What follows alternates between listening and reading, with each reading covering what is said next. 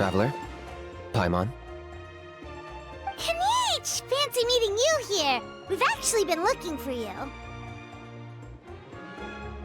I'll get straight to the point.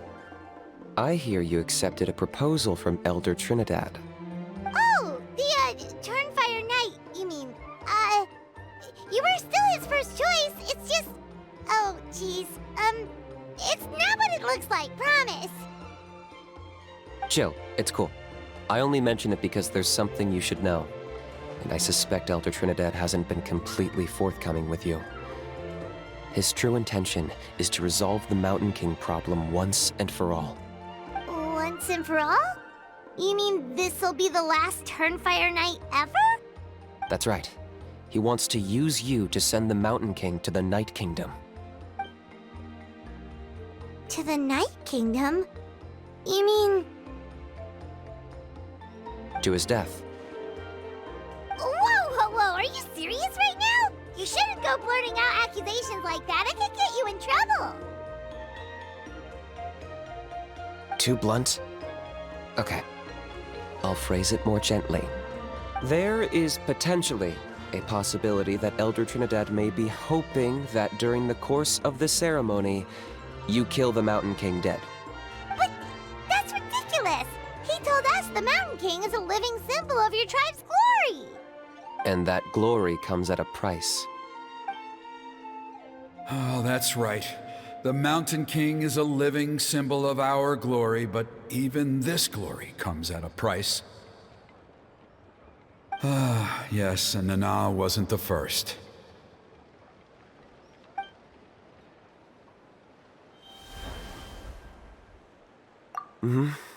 She likely won't be the last to lose her life either.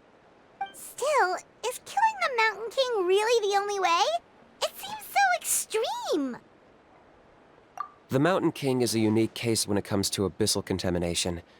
It's eaten away at him for so long that it has consumed him entirely, and the damage is irreversible.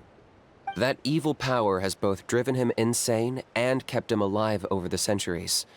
So, to look at it one way, once it's completely purged from his body, the Mountain King will finally be able to rest in peace. In past ceremonies, we've only purged around half of the abyssal power. This was to strike a balance, to keep him alive, but also keep him asleep.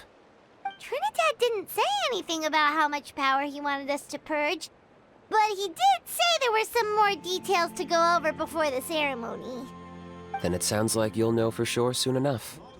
If he really asks us to kill the Mountain King, what should we do?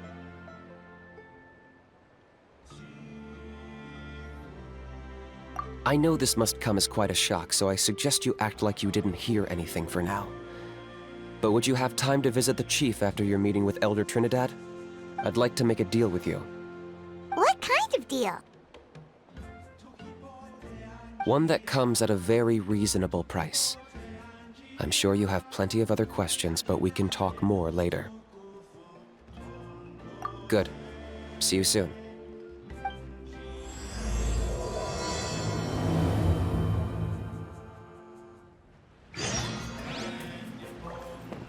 Runner grip!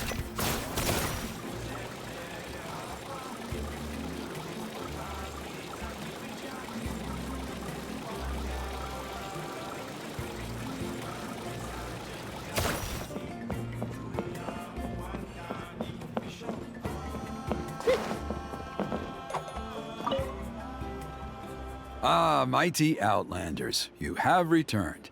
Did you have a good rest? It was, pretty good, yeah. Glad to hear it. Things are progressing very smoothly on my end. Many of the elders have heard of your heroic deeds, including the chief. They all speak very favorably of you. There are still those who insist that the ceremony should be performed by the bearer of the Malipo name. But they're just stuck in the past. We need to move with the times. Plus, Kinich doesn't want to do it anyway. Exactly. So, now, it's time for us to discuss the finer details of the ceremony.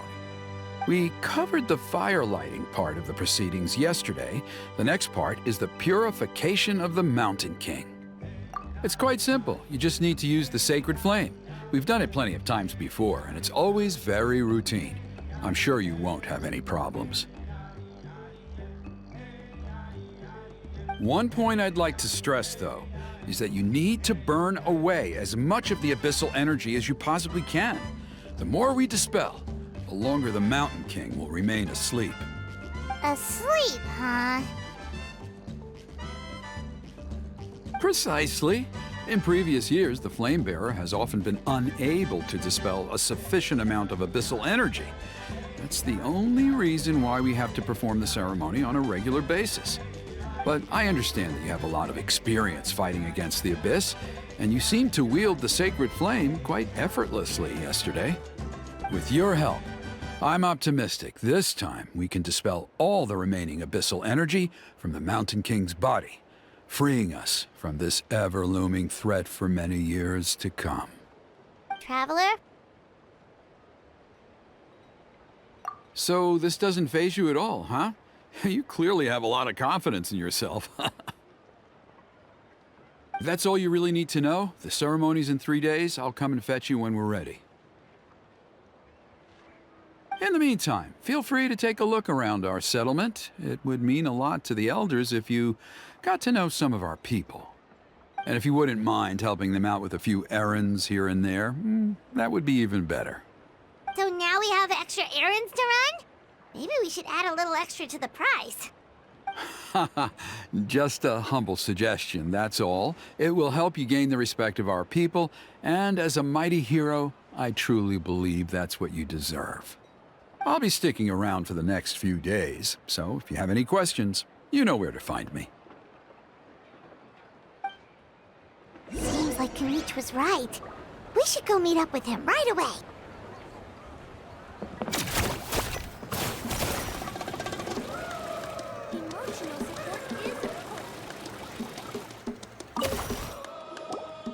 Huh, you're here. Kinich! Elder Trinidad said that... I can tell. It's written on your faces. Is that the Traveler in Paimon? Forgive me for not being there to welcome you on your arrival. That should have been my duty as chief. Hello, Chief Wyna. I only heard the news from Trinidad yesterday, so I asked Kinich to invite you over for a quick chat. I believe Kinich has already filled you in, so I'll get straight to the point. Firstly, I fully endorse your appointment as flame bearers for the upcoming Turnfire night. However, I would like to request that you take steps to ensure the Mountain King's safety. Every child of our tribe grows up hearing the tales of our heroes, from Yupanqui the Firebringer to Burkina and the Mountain King who fought against the Abyss. This is our history and our heritage, the source of our pride and the center of our faith. To kill the Mountain King would be to destroy our spirit. I would never be able to face our ancestors in the Night Kingdom. Nana's death was a great tragedy, and I do not blame Trinidad for the actions he has taken. Nevertheless, I cannot allow any harm to come to the Mountain King. The very roots of our identity are at stake. My honored guests, please give this matter your serious consideration. Perhaps there is, but despite all our attempts to contain the situation over the years, we've not found it. Right now, I should like to hear where you stand on this matter.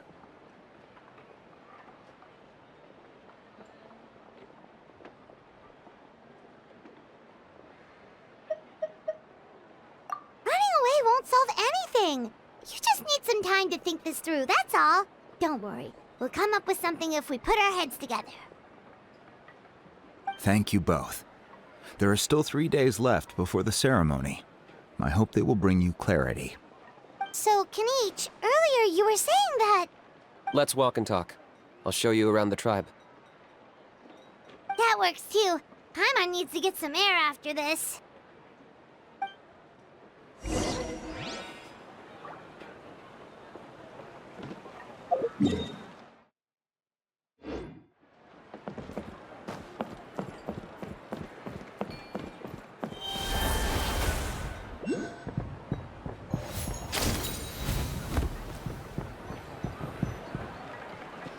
Kinich, understands why you turned Trinidad down. You knew what he was planning, didn't you? That's why you didn't want to be the flame bearer this time, because it's a double-edged sword. The whole Mora thing was just a sneaky excuse. Double-edged sword is right. But my response wasn't merely an excuse. To solve this exceptional problem, an exceptional price must be paid. I'm working on it. Really? Well, come on then, let's hear it! In a moment. Didn't you have a question you were about to ask me? Oh yeah. What was it again? Oh, right! We need to talk about how he's completely unhinged. I agree that he has a problem. He needs disciplining, so I hired him a teacher. You got him a teacher? Oh, Paimon would love to see him get scolded for bad behavior. Anyway, moving on. When we ran into a How, he said you two were investigating some abyss thing together. Is that related to the whole Mountain King situation? Yes, that's the angle I've been working on. I'm a Saurian hunter, but I occasionally hunt the abyss too. One time I was pursuing some purple demonic dogs when I accidentally entered a hidden space. I did some research after the fact. Apparently they're known as beastly rifts, and there are many of them of all different sizes. That's where those purple dogs were coming from. So, if we can locate one of these beastly rifts, clear the monsters out, and move the Mountain King inside, he'd be able to continue living, but without posing a threat to the tribe. whoa, that sounds kinda crazy. Would it really work? It's not without its risks, of course. There's a lot of unknowns in the equation. For instance, for all we know, a prolonged period inside the rift could make the Mountain King's condition worse. Still, we desperately need something like this, even just as a temporary measure. You've seen the conflict the issue is causing in our tribe for yourselves, and believe me, it's been a long time coming. The chief is adamant about keeping the Mountain King alive, whatever happens. Paimon can understand. It's less about the Mountain King and more about preserving your culture and heritage. Yes, but on the flip side, you've got people like Elder Trinidad, who is more concerned about protecting the people he cares about now and into the future. And he has every right to take that view. It's one thing to try and preserve the last remnants of a glorious past, but making your kin pay the price for it? No one can seriously tell them that's a fair trade. You're right. There's no easy answers here. Let's leave that to one side for a moment and assume we go with your plan. How do you actually intend to find one of these beastly rifts? Because at least in our experience, the dogs open the rifts when they want to attack us, not the other way around. I think I know a way. You have any better ideas? Not at the moment, but it just feels like using the power of the Abyss for our own ends isn't gonna end well. After all, the Abyss is what turned the Mountain King into a monster in the first place. People are gonna think you've lost your marbles. If it doesn't end well, then that's the price we pay. Everything in the world comes at a price. Even when Yupanqui, the Firebringer, stole the Turnfire, it cost him dearly. The Mountain King's erratic outbursts have brought tensions within the tribe to a boiling point. Unless this gets resolved quickly, everyone will be stuck in a stalemate. All right, so what's this deal you wanted to make with us? We're hardly experts on exploiting abyssal power. All I need you to do is keep people away from me. I'm getting harassed on a daily basis by people trying to convince me to be the flame bearer. I can't afford to waste all my energy dealing with them. If you help me out, there'll be a gift for you in return. Ooh, what kind of gift? Something well worth your while, I'd say. Just keep doing what you've been doing. Integrate yourself with the tribespeople, so everyone comes to terms with the fact that we have a new flame bearer.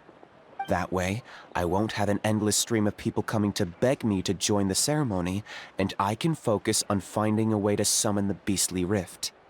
Then, when the day of the ceremony comes, we'll move the Mountain King into his new home. Still sounds pretty crazy. Even for a daredevil like you, that's dangerous. And even if it works, what if neither Chief Lina nor Elder Trinidad are happy with it? Have you thought about what you'd do then? At least the two of them would finally be on the same side of the issue, leaving only me on the opposing side. The tribe needs leaders like them far more than a Saurian hunter for hire like me. Can I take that to mean that we have a deal? For sure. And who knows, maybe we'll come up with an even better solution to all of this in the next couple of days. Great. Well, for the next couple of days, please spend some time among the tribe and lend a hand wherever you can. I'm sure everyone will be swept off their feet when they meet our new flame bearer. Good luck to us both.